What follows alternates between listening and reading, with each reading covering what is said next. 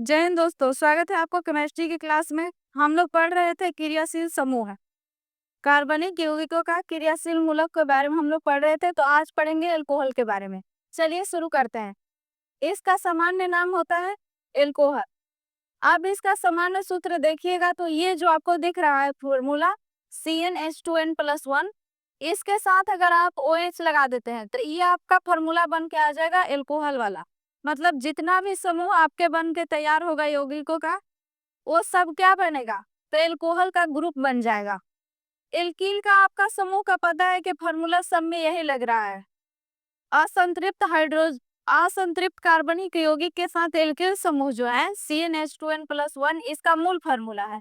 अब आप इसके साथ R के जगह मतलब कि यहाँ पर ही OH लगा करके इसको एल्कोहल के रूप में बदल सकते हैं। तो देखिए यहाँ पर OH को हम ऐड कर रहे हैं, तो OH ऐड करने के बाद देखिए यहाँ R, इसके OH, R के जगह आपका ये फॉर्मूला है जो CnH2n+1, मतलब ये एल्किल का फॉर्मूला है। उसके साथ आप ऐड करेंगे कोई भी मतलब कि क्रियाशील मूलक, मतलब आप OH को जोड़ेंगे तो आपका एल्कोहल वाला ग्रुप बन के निकलेगा।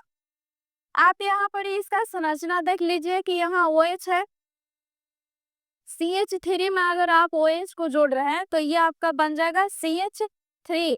इसका आणविक सूत्र CH4O बनेगा, मतलब इसका नाम बन के आएगा मेथेनॉल। C सिंगल है तो मिथ पढ़ते हैं, मिथ से आपका बन गया क्या, मेथेनॉल। ऑल लगता है जब भी, ये देखिए लास्ट में हॉल जो लगा है ना, ये ऑल के रूप में लग जाता है किसी के साथ। तो आप मीथेन के साथ लगा रहे हैं एल्कोहल तो आपका बन गया जाएगा मेथेनॉल। अगर आप लगाएंगे ईथ के साथ तो एथेनॉल बनेगा। ईथ के साथ अगर OH लगा रहे हैं एल्कोहल को तो एथेनॉल बनेगा। इसी तरह से आपका बनेगा एल्केन। तो कह रहा है कि एक एच हटाओ, मतलब कि एक OH हट जाएगा, रिमूव हो जाएगा। OH आ रहा है ना, OH आने की वजह से देखिए यहाँ OH, मतलब O के साथ H अवेलेबल है, इसलिए एल्कोहल ग्रुप ये बन रहा है। तो एक H हटेगा तो एल्किल के साथ देखिए OH को जोड़ दीजिए। तो एल्किल समूह जो यहाँ आपको दिख रहा है उसके साथ आप क्या जोड़िएगा, OH को जोड़िएगा तो आपका बनेगा एल्कोहल वाला समूह या ग्रुप बन जाएगा। आपका नेक्स्ट है, इसी में हम पढ़ेंगे ईथर। कह रहा है ईथर वह कार्बनिक यौगिक है जिसमें ऑक्सीजन परमाणु दो एल्किल समूहों के बीच में जुड़े रहते हैं। कितने समूह, दो एल्किल। कह रहा है कि ऑक्सीजन का जो परमाणु है, देखिए यहाँ जो ऑक्सीजन आपको दिख रहा है, ये ऑक्सीजन आपको जो दिख रहा है यहाँ देखिए R दोनों तरफ से, मतलब कि R के जगह पर आप एल्किल समूह रख सकते हैं। आप यहाँ मीथ, ईथ, प्रोप, ड्यूट किसी को भी यहाँ पर ऐड करिएगा आप दोनों तरफ R के जगह पे। तो आप देख लीजिएगा आपका फॉर्मूला होता है यही एल्किल ग्रुप है CnH2n+1। ये मतलब फॉर्मूला बहुत ज्यादा जरूरी है क्योंकि इसी के साथ सारे कार्बनिक यौगिक बन रहे हैं। तो आप इस पर हमेशा ध्यान रखिएगा कि इसका मूल फॉर्मूला क्या है, मतलब कि एल्किल समूह का तो ये है। अगर इसी को डबल कर दीजिएगा, मतलब R दो बार आ रहा है, तो इसको दो बार अगर ऐड करिएगा ऑक्सीजन के साथ तो आपका बन जाएगा ईथर। यहाँ देख लीजिए आप फॉर्मूला में, यहाँ देखिए C2H5 है आपका 2। आप हम ले रहे हैं किसका, ईथ का ले रहे हैं। ईथ से इथेन बनेगा तो एथिल एथेनॉल, मतलब वहां बन रहा था तो यहाँ पर ईथर के साथ भी ईथ को जोड़ रहे हैं। मीथ ईथ सेकंड वाला का दो ग्रुप है इसमें, मतलब दो कार्बन है। इसके साथ अगर आप ईथर को लगा रहे हैं तो देखिए ये दो बार हो गया, यहाँ भी हो गया, ऑक्सीजन के इधर भी हो गया। हॉल 2 किया था इसलिए कि इसको दो बार जोड़ेंगे ऑक्सीजन के साथ, तो ये आपका बन के आ जाएगा ईथर वाला। दे दो के लिए तो डाई पढ़ेंगे, डाई एथिल ईथर बन जाएगा। इसका नाम बन के आएगा कि डाई एथिल ईथर, क्योंकि दो बार एथिल आ रहा है ना, एक ही ग्रुप दो तरफ से ऐड हो रहा है ऑक्सीजन के साथ। ये आपका संरचना सूत्र बन जाएगा, इस तरह की इसकी संरचना बना के आएगा। कह रही कि एक ऑक्सीजन परमाणु दो एथिल समूहों को जोड़ता है, तो आपको दिखाई दे रहा है दोनों तरफ ऑक्सीजन के जुड़ा हुआ है। इसी तरह से आपका डाई मिथाइल ईथर, तो यहाँ पर ही देखिए मिथ है, 1 के लिए ले रहा है कि एक कार्बन है तो मिथ होगा, तो था तो यहाँ ईथ लिए थे ना, तो यहाँ पर मिथ लेके तो इसको देखिए इसका 2 कर दिया, मतलब हॉल 2 किया दो बार, इसको भी दोनों तरफ से ऑक्सीजन के साथ जोड़ दिया। CH3 O के साथ ऐड करके CH3 कर दिया। ये भी डाई, मतलब दो बार दोनों तरफ दो, एक ही परमाणु वाला दो बार जोड़ रहा है। यहाँ बनेगा डाइमिथाइल ईथर।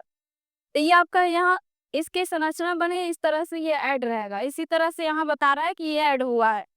सबसे ज्यादा आप लोग का इस पे ध्यान देना है कि इसका फॉर्मूला क्या होता है, मतलब क्रियाशील मूलक के रूप में इसका क्या डायग्राम है। और ये सबसे ज्यादा है एल्किल समूह, जिसके साथ सब ऐड होते जा रहा है एक के बाद एक, सारा क्रियाशील मूलक। नेक्स्ट है आपका एल्डिहाइड। एल्डिहाइड को देखिए, यहाँ जो CHO है यही मेन है इसका एल्डिहाइड, लेकिन आज जो आपको दिख रहा है यही एल्किल ग्रुप है, ये एल्किल समूह है। इसके साथ अगर आप CHO को ऐड करेंगे तो आपका बन क्या आ जाएगा, एल्डिहाइड। जितने भी यौगिक बनेंगे वो सारे एल्डिहाइड का बन रहेगा। ये इसका संरचना होगा कि देखिए यहाँ R है, इसके साथ C के डबल बॉन्ड के साथ O ऐड है और इसका एक तरफ से H लगा हुआ है, मतलब इसको इस तरह से जोड़ दिया। इसी तरह से आपका यहाँ पर क्रियात्मक समूह यहाँ देख लीजिए एल्डिहाइड समूह का। आप एग्जाम्पल यहाँ देखिए, ये जो आपका फॉर्मूला है तो ये देखिए आपका एल्किल समूह का फॉर्मूला है, इसके साथ CHO लगा दिए तो आपका समूह कौन सा बन गया, एल्डिहाइड बन गया। इसी तरह से यहाँ आप संरचना में इसका देख लीजिए कि C के साथ डबल बॉन्ड से O ऐड है, दोनों तरफ हाइड्रोजन लगा हुआ है, तो एक कार्बन है तो आपका मीथ होगा तो मेथेनल बनेगा। यहाँ पर ही आपका बन जाएगा मेथेनल।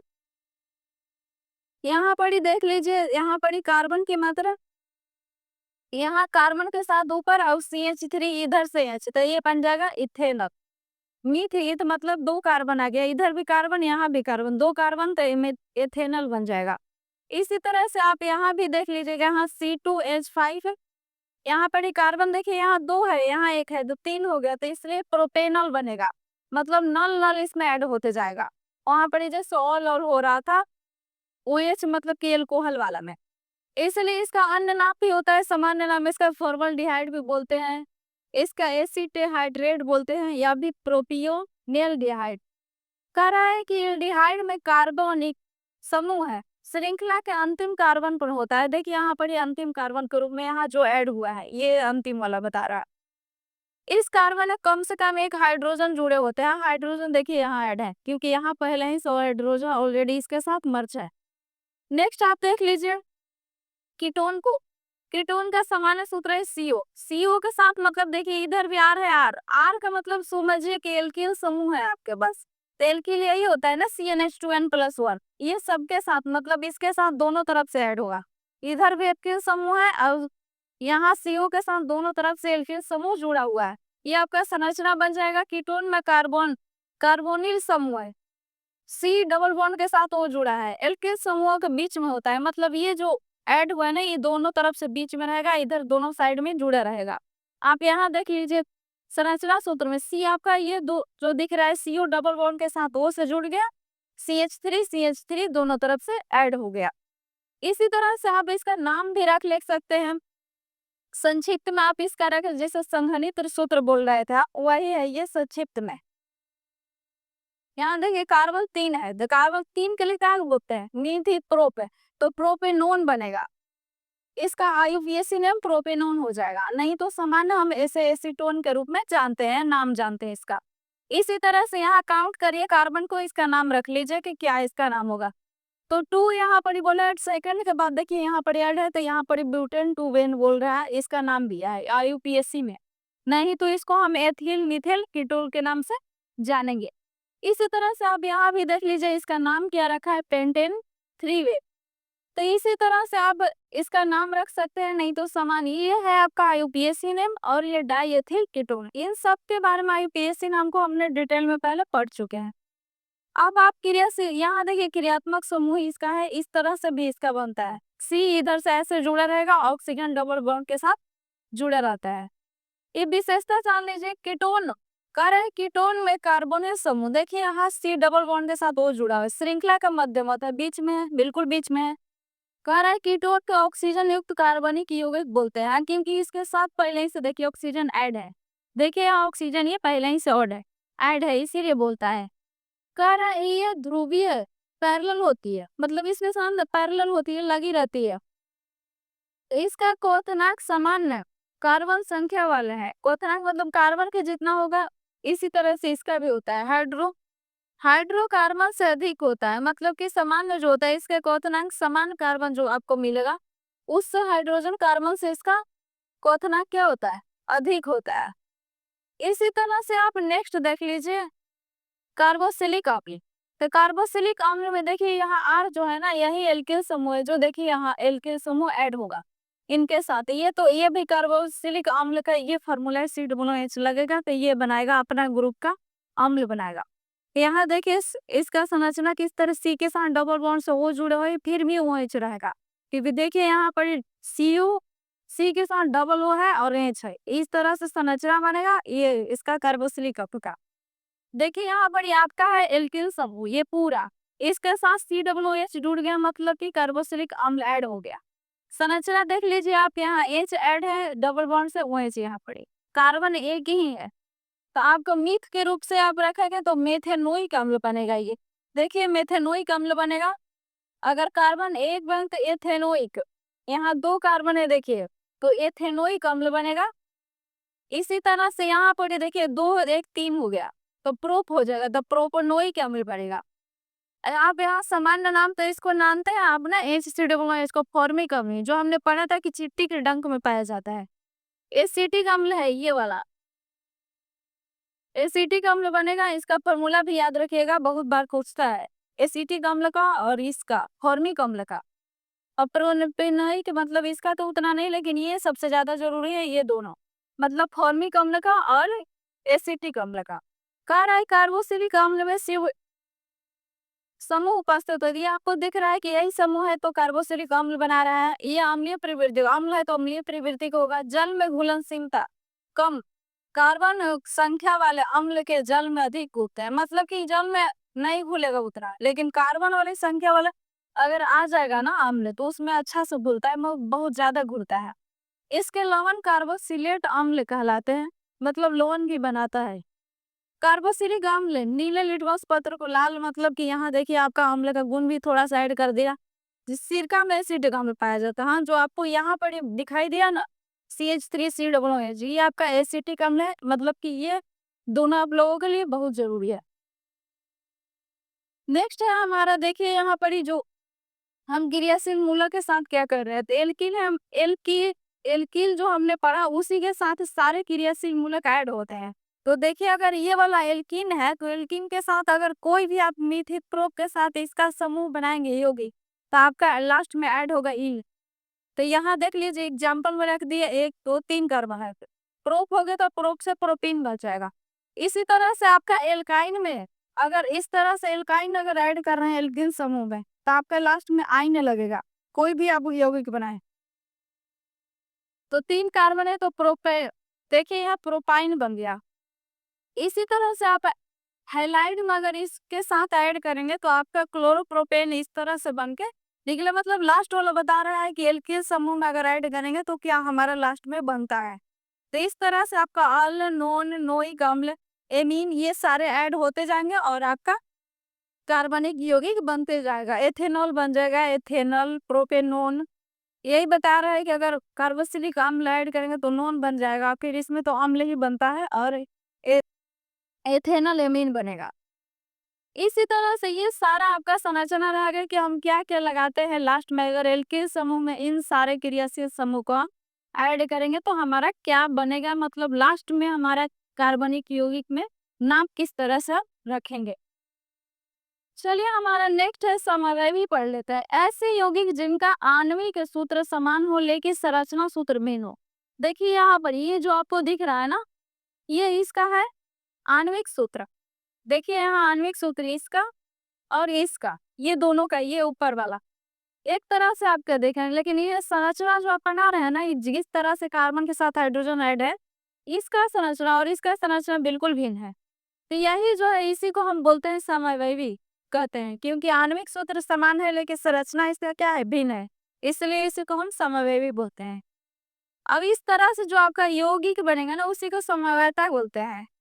किस तरह के योग, जब 2 या 2 से अधिक यौगिकों का आणविक सूत्र समान हो लेकिन उनकी संरचना अलग अलग हो, तो ये गुण जो है ना, तो समवयता कहलाता है। जो गुण ये दिख रहा है आपको, किस गुण के कारण ये हो रहा है, इस तरह से आप एग्जाम्पल में रख लेते हैं इन ब्यूटेन को, किस तरह से इसकी संरचना बना हुआ है, अब इसका किस तरह से संरचना है, इसका आणविक सूत्र क्या है। दोनों यौगिकों का आणविक सूत्र तो सेम है, लेकिन इनके लिए की संरचना आप ध्यान से देखेंगे तो अलग-अलग दिखाई देगा। इसी तरह से आपका नेक्स्ट है, अब हम पढ़ेंगे साबुन के बारे में। आज हम इस चैप्टर को फिनिश कर लेंगे, जो हमारे ज़रूरी है इनमें। जो हमने आपने इतना पढ़ाया इसके पहले वाला, उसमें इन सब का क्रियाशील समूह का हमें गुण भी पढ़ना था और पढ़ना था कि हम इसका उपयोग कहाँ करता है। लेकिन हमने इसको पहले पढ़ा चुके हैं, तो आप पीछे ज़रूर कवर कर लीजिएगा। साबुन है आपका, कह रहा है कि साबुन जो हम यूज़ करते हैं नहाने में, उसको कह रहा है कि उच्च वर्षीय अम्लों के सोडियम एवं पोटेशियम लवण को साबुन कहते हैं। मतलब इसके साथ सोडियम और पोटेशियम अम्ल लगा मतलब मर्ज रहेंगे, लवण ऐड रहेंगे, सोडियम और पोटेशियम, और ये उच्च वसा वाला होता है, मतलब चटचट टाइप का मतलब होता है। आप देखते हैं कि नहाने के बाद हमारे शरीर से मतलब पानी नहीं टिकता है, नीचे गिर जाता है, मतलब इसमें वसा का मात्रा होता है। ये इस तरह का संरचना है जो आपको दिख रहा है। सोडियम एस्टेरेट, देखिए इसका ये फॉर्मूला है, इस तरह से बन रहा है। कह रहे हैं साबुन की संरचना, ये देखिए पूरा साबुन की संरचना है, इसके साथ सोडियम ऐड है। जल विरागी, देखिए जो आपको संरचना यहाँ से यहाँ तक दिख रहा है ना, यहाँ से जो यहाँ तक, ये जो आपको संरचना दिख रहा हो ना, ये जल के साथ नहीं घुलते हैं, मतलब ये जल में मतलब ऐड नहीं होंगे। अब ये जो आपको दिख रहा है ना, ये जल के साथ घुल जाते हैं, मतलब मिल जाते हैं जल के साथ। सोडियम वाला हिस्सा ये जो है जल रागी जिसे बोल रहा है, जल विरागी मतलब जल के साथ कोई रिएक्शन नहीं करेंगे, घुलेंगे भी नहीं। कह रहे लंबी हाइड्रोकार्बन श्रृंखला पानी में नहीं घुलता है, ये जो हाइड्रोजन कार्बन की श्रृंखला है ये पानी में नहीं घुलता है। तेल या मेल से जुड़ती है, ये तेल वगैरह अगर है किसी और चिपक जाएगा उसके साथ, पानी में घुलता है। ये जो आपको दिख रहा है ना, ये पानी में घुल जाता है, मतलब जुड़ जाता है उसके साथ। कार्बन हाइड्रोजन ये जो दिखा रहा है इसका कि किस किस को किस चीज से डिनोट किया गया है, ये हमारा साबुन हो गया। कह रहा है साबुन बनाने की विधि, किस तरह से हम साबुन को बनाएंगे, तो कह रहा है जब वनस्पति तेल या वसा को सोडियम हाइड्रो ऑक्साइड NaOH के या पोटेशियम हाइड्रोक्साइड के साथ गर्म करेंगे तो साबुन के साथ साथ देखिए आपका ग्लिसरॉल भी प्राप्त होता है। कह रहा है कि वनस्पति तेल, कोई भी आपका तेल है जो हम खाने के लिए भी यूज करते हैं, या बहुत सारा तेल आता है, उसको अगर रिएक्शन हम करवा रहे हैं सोडियम हाइड्रोक्साइड या फिर पोटेशियम हाइड्रोक्साइड के साथ गर्म करेंगे तो आपको साबुन या ग्लिसरॉल प्राप्त होगा।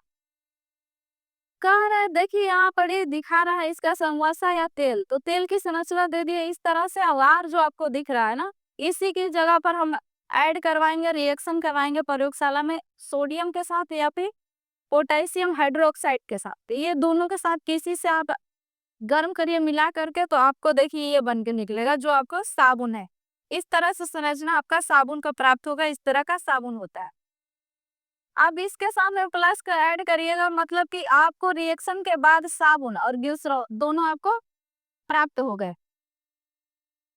साबुन और ग्लिसरॉल आपको दोनों प्राप्त हुए हैं। देखिए साबुन है और ये ग्लिसरॉल है। कह रहे हैं कि जो ये कह रहे हैं साबुनीकरण, वसा या तेल के क्षार के साथ अभिक्रिया करके साबुन बनाने की प्रक्रिया को आप क्या बोलेंगे? साबुन बनाने की प्रक्रिया को हम साबुनीकरण कहते हैं। ये आपके एग्जाम के लिए जरूरी है। कह रहा है कि वनस्पति तेल, देखिए रिएक्शन करवा रहा है कि इसको किस में ऐड करेंगे, फिर क्या करेंगे, तो हमारा ये साबुन और ग्लिसरॉल प्राप्त हो जाएगा इस तरह से। नेक्स्ट है हमारा कठोर जल के साथ साबुन का आचरण, मतलब कठोर जल के साथ रिएक्शन किस तरह से साबुन करेगा। कठोर जल क्या है, तो सबसे पहले कठोर जल समझिए। कठोर जल पे ये जो है कैल्शियम का आयन और मैग्नीशियम का आयन, ये घुले रहते हैं ये कठोर जल में। कह रहे साबुन को कठोर जल में मिलाने पर साबुन सोडियम पोटेशियम जो ये जो दिख रहा है ना, आयनों के साथ अभिक्रिया करके अम्लीय मैल बनाता है। मतलब ये रिएक्शन नहीं करेगा, इसके साथ ऐड होकर के साबुन और मैल के रूप में बैठ जाएगा और कपड़े में। जैसे समुद्र वगैरह का जल जो खारा होता है, कठोर होता है, उसके साथ रिएक्शन नहीं है और मैल बना देगा, उसके साथ रिएक्शन करके बैठ जाता है कपड़ा पर। साबुन का घोल है ये, इसके साथ में कठोर, देखिए ये दोनों आयन बन के बनेंगे। अब ये अम्लीय है, मतलब मैल उसमें और जमा हो जाएगा कपड़ा में।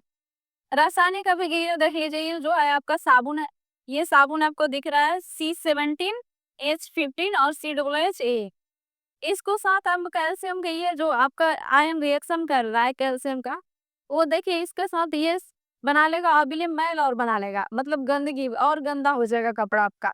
अब इसके साथ सोडियम भी आयन रहते हैं साथ में। कह रहे हैं अबिले मैल ये जो नीचे बैठ रहा है मतलब कि गंदगी को साफ नहीं करता है। कठोर जल में मतलब साबुन काम करना बंद कर देता है, काम ही नहीं करेगा। झाग कम बनाता है, साबुन अधिक मात्रा में खर्च होगा, बहुत ज्यादा खर्च होगा, झाग ही नहीं बनाएगा। कपड़ों की सफाई कम प्रभावी होगी, कपड़ा में कोई सफाई नहीं होगा। इस तरह से इसका रिएक्शन है, मैल या झाग कम हो जाता है। कह रहा है कि कठोर जल के साथ साबुन मैल बना देगा, कम झाग या सफाई की मात्रा घट जाती है। अब आएगा आप मार्जक, जो आप डिटर्जेंट यूज करते हैं, जितना सर्फ आप यूज कर रहे हैं अपने कपड़े धोने के लिए या बर्तन धोने के लिए, कठोर जल में भी अच्छा झाग बनाने वाले सफाई करने वाले पदार्थ क्या है आपका? अपमार्जक है। अपमार्जक का दो भाग है। देखिए अपमार्जक दो भाग है, जल रागी और जल बिरागी। मतलब कि पानी में प्रेम प्रेम करते हैं। जल रागी मतलब जल में ये आराम से घुल जाएगा, लेकिन ये जल में घुलेगा नहीं, जो जल बिरागी है। कठोर जल में आचरण इनका किस तरह का होगा? तो कठोर जल में इनका आचरण क्या होगा कि ये जो है ना अभिक्रिया नहीं करते हैं। ये जैसे आप डिटर्जेंट से सफाई करेंगे ना, ये जो कैल्शियम और मैग्नीशियम का आपका आयन बन रहा था ना, ये बिल्कुल ये अभिक्रिया नहीं करेंगे, मतलब कि मैल वगैरह नहीं बनाएगा, रिएक्शन इनका बंद हो जाएगा। लेकिन जैसे साबुन यूज करेंगे ना, ये अभिक्रिया करने लगते हैं और मैल बनाने लगते हैं। ये ना रिएक्शन करेगा, ना ही ये आपका मैल बनाने देगा, रिएक्शन ही नहीं कर पाएगा। और इससे ये अच्छा झाग देता है, मतलब डिटर्जेंट सफाई बहुत अच्छा करता है कठोर जल में ही। यहाँ आप उदाहरण में टाइड देते हैं, बहुत सारा हम लोग रिन बहुत सारा सर्फ हम यूज करते हैं, सफिक्सेल भीम बहुत ज्यादा। कर आप मार्जक कठोर जल में भी प्रभावी रूप से सफाई करते हैं, मतलब कि अच्छा से सफाई झाग बना देते हैं। नेक्स्ट है आपका कुछ क्वेश्चन कर लीजिए इस चैप्टर। साबुन किसके सोडियम और पोटेशियम लवण होता है? तो ये आपका हमने पढ़ा था कि वसा का होता है। जो आपके एग्जाम के लिए साबुन बनाने की प्रक्रिया को क्या कहते हैं? तो अभी हमने पढ़ा कि साबुन बनाने की प्रक्रिया को साबुनीकरण कहते हैं। साबुनीकरण में कौन कौन से पदार्थ बनते हैं? तो इसके देखिए साबुनीकरण में साबुन और ग्लिसरॉल हमने अभी पढ़ा कि दोनों पदार्थ बनते हैं। साबुन का जलरागी भाग कौन होता है? मतलब जल से प्रेम करता है, जल के साथ घुल जाता है और सफाई करता है। तो ये आपका हो जाता है ये वाला। सी के साथ सी डबल ओ के साथ सोडियम ऐड रहता है। नेक्स्ट है आपका साबुन का जल बिरागी भाग, मतलब जो जल में घुलेगा नहीं। तो ये जो है ना लंबी हाइड्रोकार्बन श्रृंखला हमने आपको दिखाया भी था, ये जल से अभिक्रिया नहीं करते हैं।